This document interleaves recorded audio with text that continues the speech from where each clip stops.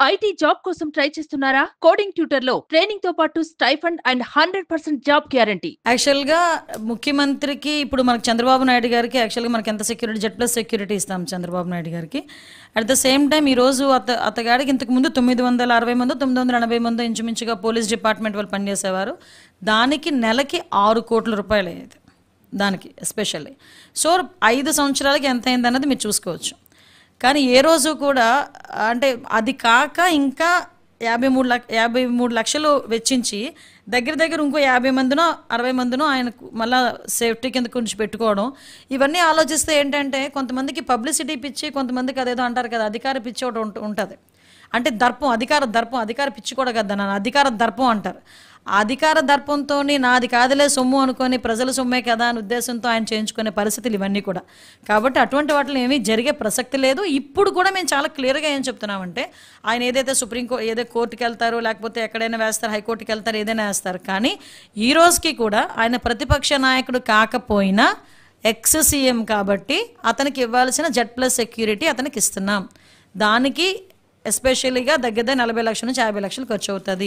అతనికే కాకుండా వాళ్ళ మదర్కి కూడా 2+2 సెక్యూరిటీ. జగన్మోహన్ రెడ్డి సీఎంగా ఉండేటప్పుడు విజయమ్మ గారికి 1+1 సెక్యూరిటీయే. కానీ మేము ఇస్తున్నాం ఈరోజు మా కూటమి గవర్నమెంట్ వచ్చిన తర్వాత విజయమ్మ గారికి కూడా 2+2 సెక్యూరిటీ, భారతి గారికి కూడా 2+2 సెక్యూరిటీ. అదే జగన్మోహన్ రెడ్డి సీఎంగా ఉండేటప్పుడు బ్రహ్మణి గారికి భువనేశ్వరి గారికి కూడా కంప్లీట్గా సెక్యూరిటీ డ్రాప్ చేసేసారు. కానీ మేము ఈరోజు అలా కక్ష సాధింపు చర్యల కింద మేము వెళ్ళట్లే, యాజ్ పర్ రూల్ వెళ్తున్నాం. వాళ్ళకి ఇవ్వాలి కాబట్టి మేము ఇస్తున్నాం. ఇందులో అసలు కాంట్రవర్సీ లేదు, కావాలని అతను పెట్టుకోవడం తప్పించి.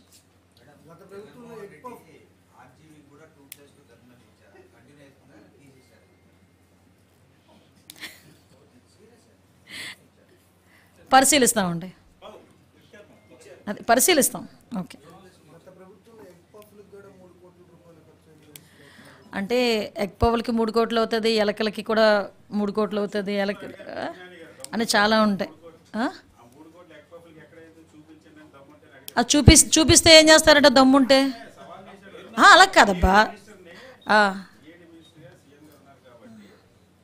అది కాదండి. మేమేమంటామంటే చాలా చూపించాము, 36 హత్యలు జరిగినాయి అని ఎక్కడికో వెళ్ళి కూర్చొని వాక్కొని వచ్చాడు ఆయన. ఢిల్లీ వెళ్ళి కూర్చొని 36 హత్యలు అన్నాడు. 36 హత్యలు ఎక్కడున్నాయి? 36 మంది చూపించబోయా స్వామి అంటే ఈ రోజు వరకు లేదు. కానీ దమ్ముల గురించి ధైర్యాల గురించి మీరు మాట్లాడడం ఊరుకుండయా మాట్లాడారు. కానీ సుమన్ టీవీలో మీ పర్సనల్ అండ్ బిజినెస్ ప్రమోషన్స్ కోసం కింది నెంబర్కి కాంటాక్ట్ చేయండి.